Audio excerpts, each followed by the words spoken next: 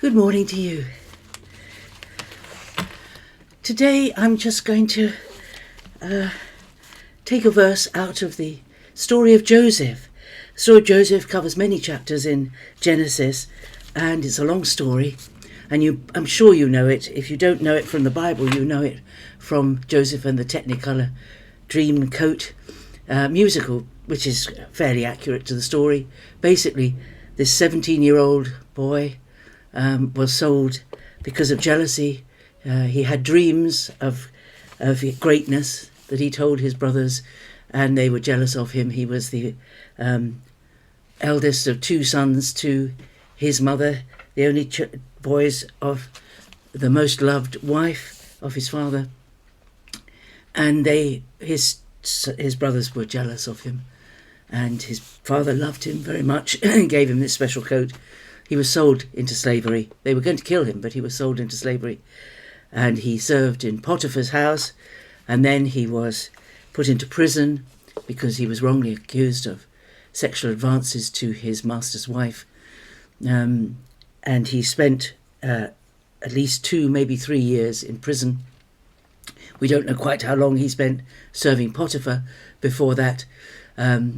So he was at least 20, 21 when he went into prison, and when he was brought before Pharaoh to help interpret Pharaoh's dreams, at least another 2 years had passed, and then there were 7 years of plenty and 7 years of famine.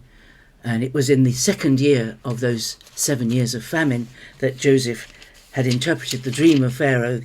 Pharaoh dreamed, and the interpretation was there would be 7 years of plenty, absolute incredible amount of grain and goods produced in that first 7 years, and then there would be nothing.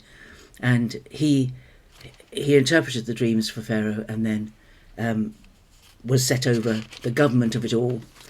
And it was the brothers were sent down from where they lived in Canaan, Palestine, by their father to get grain, and eventually he reveals who he is to them. And you would think that he would be bitter against them because he had at least possibly 15 years of hardship, which included time in prison, and time serving an Egyptian master, all that time as a result of their actions. And it's in Genesis 45, verse 4 and onwards, when he reveals to his brothers that he is their brother, because of course he would have been dressed as an Egyptian nobleman, and he had been 17 when they'd last seen him, and here we are about 15 years later, and they didn't know if he was alive or dead. And he says to them, I am your brother, that's in verse 4 of Genesis 45, whom you sold into Egypt. Now do not be distressed or angry with yourselves, because you sold me here, for God sent me before you to preserve life. For the famine has been in the land these 2 years, and there are yet 5 years in which there will be neither ploughing nor harvest. And God sent me before you to preserve for you a remnant on earth, and keep you alive, for you many survivors. So it was not you who sent me here, but God, and he has made me a father to Pharaoh, and lord of all his house.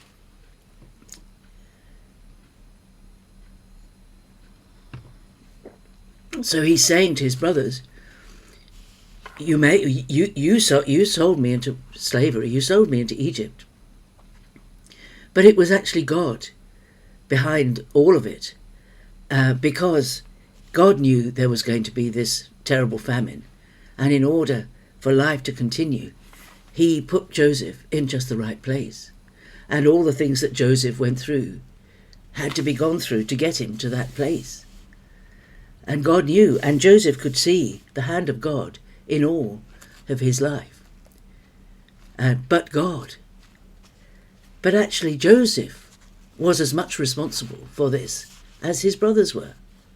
You might not think that, but actually, when you think about it, Joseph, as a young teenager, all his older brothers, he was his father's favourite. He was the golden boy. He was spoiled. And he dreamed these dreams of greatness that his brothers, he told his brothers his dreams, which made them jealous of him. Do you think, he had dreams of the right number, 11 brothers, bowing down to him. And then he had a dream of the sun and moon and 11 stars bowing down to him. And he told them that.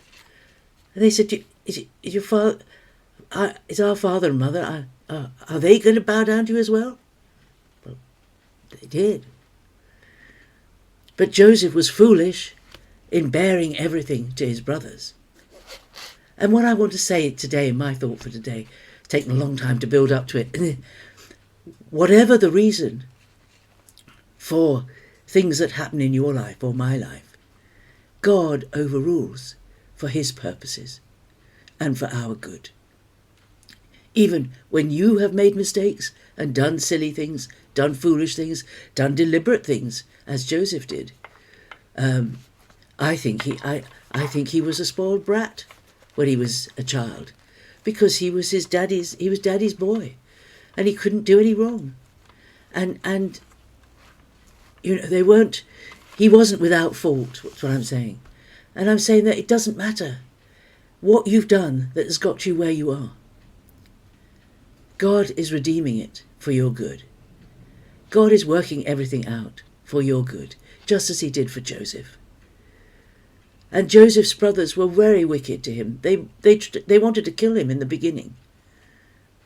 And then they sold him into Egypt. And they lied for 15 years to their father about what happened to Joseph, caused their father terrible suffering.